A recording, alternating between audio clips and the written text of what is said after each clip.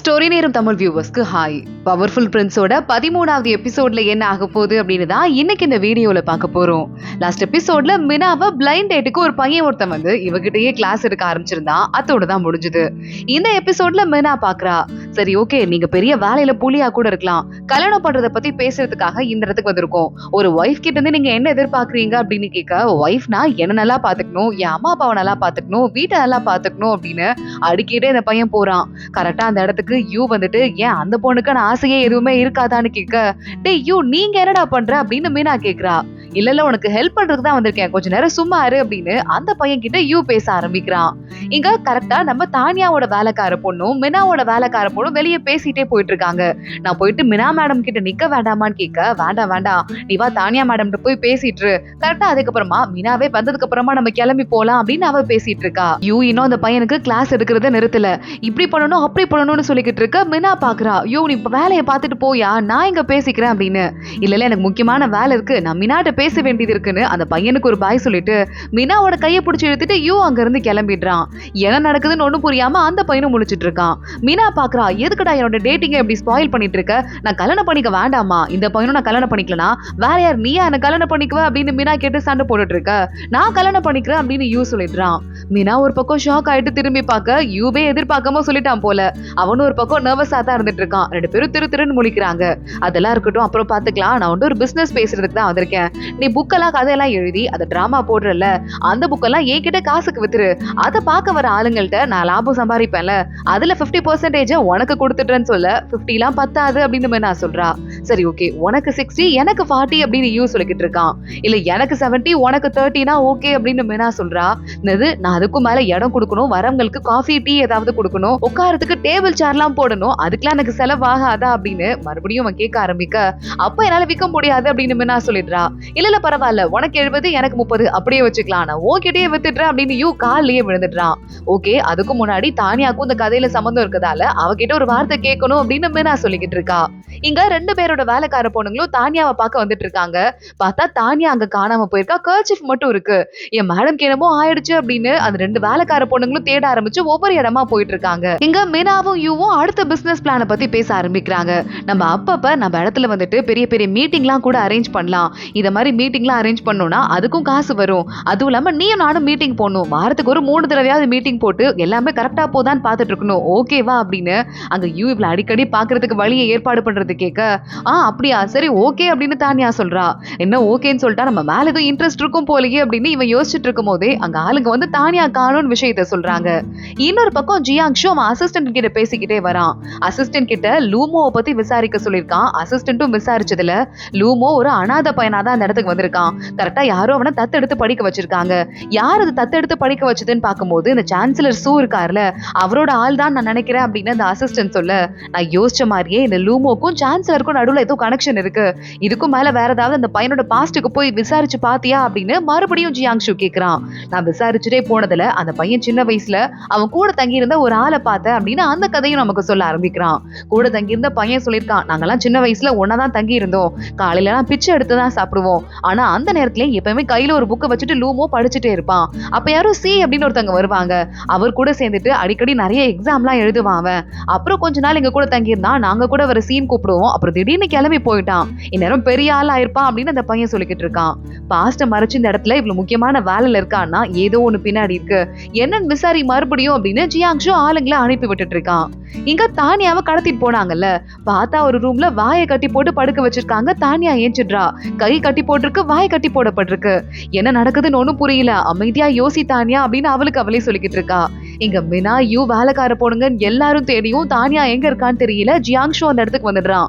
வேலைக்கார பொண்ணுங்க வேகமா சொல்ல ஆரம்பிக்கிறாங்க, எல்லா இடத்துலயும் தேடிட்டீங்களா அப்படின்னு ஜியாங்ஷு கேட்க, இங்க ராஜ குடும்பத்திலேயே யாராவது வந்தா அவங்க ரெஸ்ட் எடுக்கிறதுக்கு ஒரு இடம் இருக்கு, அதை தவிர எல்லா இடத்துலயும் தேடிட்டேன் அப்படின்னு வேலைக்கார பொண்ணு சொல்லிக்கிட்டு இருக்கா. ஜியாங்ஷு நேரா அந்த இடத்துக்கு போயிட்டு இருக்கான். கரெக்டா அந்த இடத்துலதான் இப்ப தானியாவும் இருக்கா. அங்க இன்னொரு மாப்பிள்ள ஒருத்தங்க பார்த்தாங்கல்ல, இந்த இளவரசிக்கு கோ சான் அப்படின்னு, அந்த சென்னு உள்ள வந்துடுறான். இவங்க ஏற்கனவே பிளான் பண்ணி இந்த சென்னு வர இடமா பார்த்து, அதாவது இந்த பிளைண்ட் டேட் வர இடமா பார்த்து பிரின்சஸ் தான் கொண்டு போயிட்டு தானியாவை விட்டுருக்கா. வெளியே பிரின்சஸ் நின்னுட்டு இந்த 2 பேருக்கும் இப்போ ஒரே ரூம்ல இருந்தாங்கன்னு வச்சுக்கோயேன், மானம் போயிரும். அதுக்கப்புறமா தான்யா என்கிட்ட சீன் போட்டுட்டு அந்த கல்யாணத்துல எப்படி இருக்கா, எனக்கு இந்த கேவலமானவனை எப்படி கல்யாணம் பண்ணி வைக்கிறாங்க நானும் பாக்குறேன். ஒரே கல்லுல 2 மாங்காய். கொஞ்சம் வைக்கோல் எடுத்து முன்னாடி கொளுத்தி போடு, புகையை பார்த்துட்டு நிறைய மக்கள் வருவாங்க, எல்லாரும் முன்னாடி இவங்க மானம் போகட்டும் அப்படின்னு பிரின்சஸ் பிளான் போட ஆரம்பிக்கிறா. தான்யா உள்ள இருந்துட்டு இருக்கும் போதே இந்த சென்னு பேச ஆரம்பிக்கிறான். எனக்கு கல்யாணம் பண்ணிக்க மாட்டேன்னு சொன்னியாமே, உனக்கும் எனக்கும் இன்னைக்கு ஃபர்ஸ்ட் நைட் முடிஞ்சிருச்சுன்னு வச்சுக்கோயேன், அப்போ நீ எனக்கு கல்யாணம் பண்ணிக்கிட்டு தானே ஆகணும். நீ இளவரசிங்கிறது வெளியே தெரியாம நான் வந்துட்டு தப்பா நடந்துக்கிட்டேன்னு சொல்லிட்டா முடிஞ்சு போயிடும் அப்படின்னு இவ வாய் கட்ட கழட்டி விட, யோ நான் இளவரசியே இல்ல, தப்பான ஆளை கூட்டு வந்துட்டீங்க அப்படின்னு தானியா சொல்லிக்கிட்டு இருக்கா. ஓகே ஓகே, நீயும் நடிக்கிற இளவரசின்னு தெரியாத மாதிரி நானும் நடிச்சுக்கிறேன் அப்படின்னு அவன் பக்கத்துல வர, எனக்கு காப்பாத்துங்க காப்பாத்துங்கன்னு தானியா கத்திட்டு இருக்கா. சத்தம் நல்லா கேக்குது. ஆனா அந்த பிரின்சஸ் எதை பத்தியும் கவலைப்படாம மறுபடியும் வைக்கோல போட்டு எரிச்சிட்டு இருக்கா. இன்னும் போடு அப்படின்னு. அந்த பையன் தானியாட தப்பா பிஹேவ் பண்றதுக்கு போறான். அதுக்குள்ள ஜியாங்ஷு இந்த இடத்துக்கு ஓடி வந்துடுறான். பிரின்சஸ பாக்குறான், புகைய பாக்குறான், புரிஞ்சு போயிடுது, மின்னல் வேகத்துல ஓடிக்கிட்டு இருக்கான். நேரா கதவை திறந்துட்டு உள்ள போயிட்டு அந்த சென்னை பார்த்துட்டு நம்ம ஜியாங்ஷு ஓங்கி ஒரு உதவிட அந்த சென்னு போய் மூளையில பொத்து நிலத்தையும் உடைச்சிட்டு விழுந்துட்டு இருக்கான். தானியா கையை ஜியாங்ஷு கழட்டி விட்டதுமே தானியா வேகமா கட்டி பிடிச்சுக்கிறா அழுதுகிட்டே. உனக்கு ஒன்னும் ஆகல, அடி எதுவும் படல அப்படின்னு கேட்டுட்டு இருக்கும் போதே மினா உள்ள வந்துடுறா. நீ ஓகே தானடி அப்படின்னு. மினா இங்க இருந்து தானியாவை கூட்டிட்டு போ அப்படின்னு ஜியாங்ஷு சொல்லிட்டு பக்கத்துல இந்த சென்னு கிட்ட போயிட்டு கையில வால் எடுக்க, என்னை விட்டுரு, நான் யார் பையன் தெரியும்ல அப்படின்னு கேட்க ஆரம்பிக்க, திடீர்னு அவன் அலற சத்தம் கேக்குது. பார்த்தா அவனை முக்கியமான பாயிண்ட்ல நம்ம ஜியாங்ஷு கட் பண்ணி விட்டுறான். வேகமா ஜியாங்ஷு வெளியே ஓடி வரான். தானியாவை கட்டி பிடிச்சுக்கிறான்.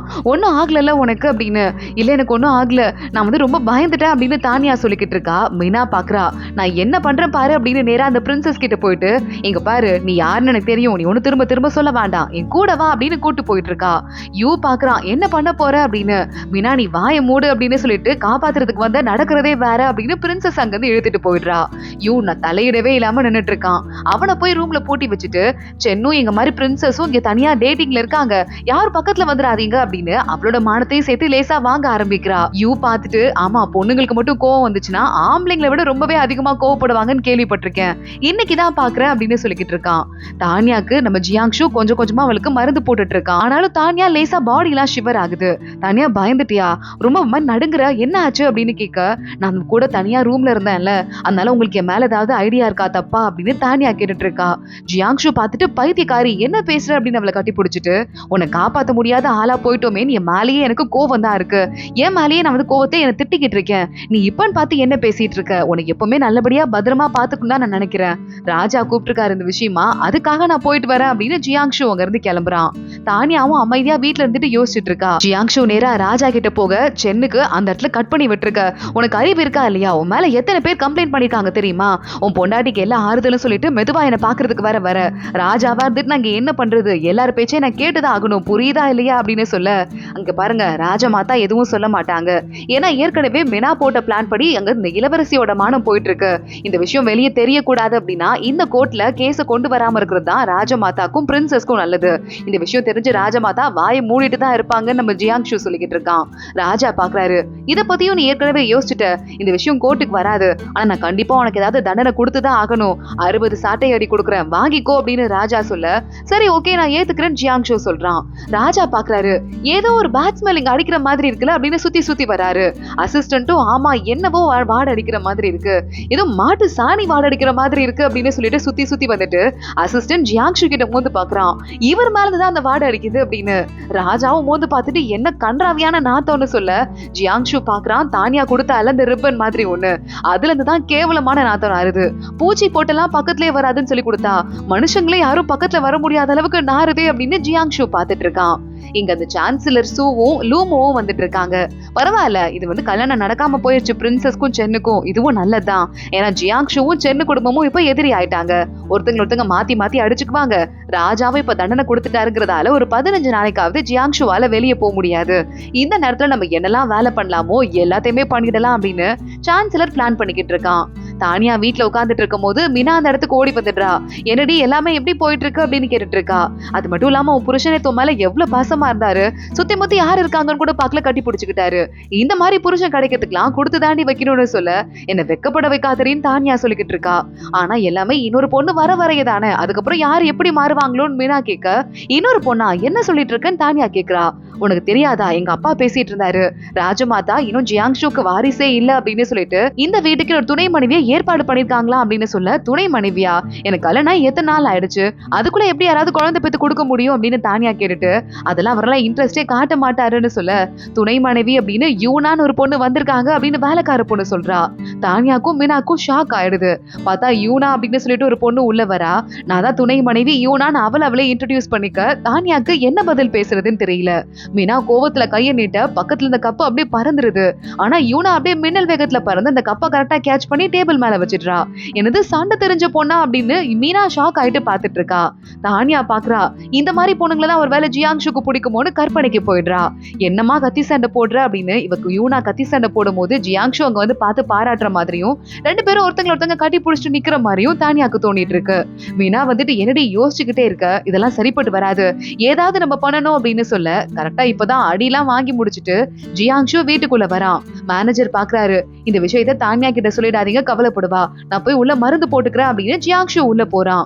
தானியா கிட்ட நேரா மேனேஜர் வந்துட்டு ஜியாங்ஷுக்கே லேசா சின்னோடு சாட்டையில தான் அடிச்சிருக்காங்க, ஒரு சின்ன காயம் கூட பெருசா இல்ல, ஆனா இவர் ரத்தமா கொட்டுது, ட்ரெஸ் எல்லாம் கிழிஞ்சிருச்சு, ரொம்ப முடியாம நிலைமையில இருக்காரு, இப்பவே வந்து மருந்து போட்டு விடுங்கன்னு ஓவரா பில்டப் கொடுக்க தானியாக்கு மனசு கஷ்டமா தான் இருக்கு.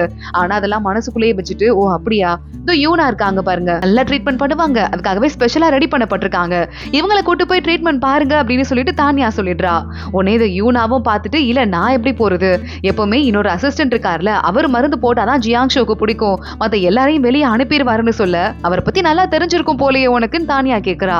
அவரை நான் இப்ப வேணா துணை மனைவியா இருக்கலாம், அவர் ரொம்ப நாளா எனக்கு தெரியும் அப்படின்னு இந்த பொண்ணு சொல்லிக்கிட்டு இருக்கா. தானியாக்கு இருக்கிற கோவத்துல என்ன பண்றதுன்னு தெரியல. மீனாவும் செம்ம காண்டாயிட்டு இருக்கா. அதான் அந்த பொண்ணு ஏற்கனவே வந்துட்டால, இவளை கூட்டு போயா அப்படின்னு மேனேஜரை பார்த்து கத்த ஆரம்பிக்கிறா. கரெக்டா இன்னொரு பக்கம் நம்ம ஜியாங்ஷு இந்த எந்த விஷயமே தெரியாம மருந்து போட்டுட்டு இருக்கான்.